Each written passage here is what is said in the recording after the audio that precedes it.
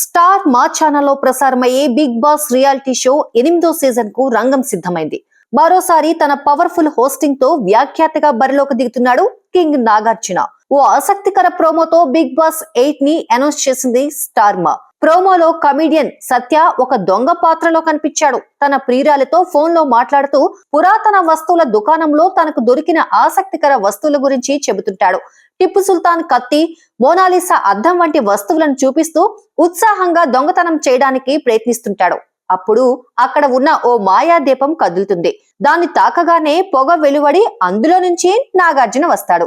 నాగార్జున తనదైన శైలిలో దొంగను ఒక కోరిక కోరమని అడుగుతాడు.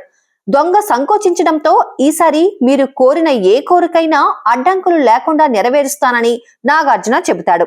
ఆ తర్వాత బిగ్ బాస్ 8 లోగో ప్రత్యక్షమవుతూ సూన్ అనే మెసేజ్ తో ముగుస్తుంది. గత సీజన్ లో ఉల్టా పల్టా కాన్సెప్ట్ తో ప్రేక్షకులను అలరించిన బిగ్ బాస్ ఈసారి కూడా కొత్త ట్విస్టులతో రాబోతోందని ఈ ప్రోమో చూస్తే అర్థమవుతుంది.